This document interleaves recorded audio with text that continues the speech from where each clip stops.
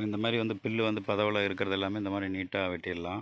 Press cutter வச்சு வெட்டிடலாங்க. நம்ம வந்து மருந்து அடித்து சில மரமெல்லாம் வந்து சிறுசு போய் வெள்ளை தாக்குதல் எல்லா நோய் தாக்குதலுமே அதிகமாகிடுது. தென்னைக்கு வந்து நோய் தாக்குதல் அதிகமாகிடுச்சு. அதனால் வந்து நம்ம ப்ரெஸ் கட்டரை வச்சு வெட்டிக்கிறோங்க. இந்த மாதிரி பார்த்திங்கன்னா சுத்தமாக வெட்டிடுது. ஓசு லேட் ரோஸு இந்த ஓசில் எந்த பாதிப்பும் இல்லை.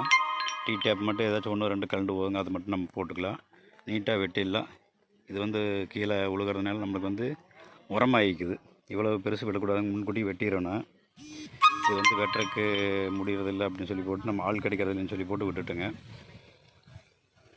பார்த்திங்கன்னா இந்த மாதிரி மிஷினில் வந்து நம்ம வெட்டிக்கிறப்ப வந்து நம்மளே மிஷின் வாங்கி வெட்டிகிட்டு இருக்கிறோங்க. இந்த மாதிரி பார்த்திங்கன்னா நீட்டாக கம்ப்ளீட்டாக வெட்டிக்கலாம். பக்கத்தில் நீங்கள் வந்து புல்லு தோப்புக்குள்ளே தென்னந்தோப்புக்குள்ளே புல்லு வெட்டணும் அப்படின்னாக்கா நீங்கள் ஃபோன் பண்ணிங்கன்னா நம்ம வந்து பார்த்து வெட்டி கொடுக்குறோங்க. இல்லைனாலும் வெளியில் ஆள் இருக்காங்க, அவங்கள வந்து பார்த்துமே வெட்ட சொல்லிடலாம்.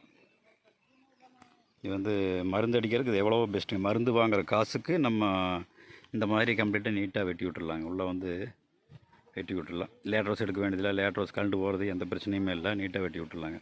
இந்த சின்ன செடியாக இருந்தாலும் ஈஸியாக வெட்டிக்கலாம். இப்போ செடி வந்து அதிகமாக வளர்ந்துடுது அப்படின்னாக்கா வெட்டுற மணி நேரம் வந்து அதிகமாக இருக்குது.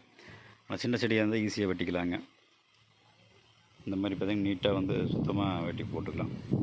புல்லு வெட்டோன்னா கூப்பிடுங்க, நம்ம பார்ட்டி வர சொல்லலாம்.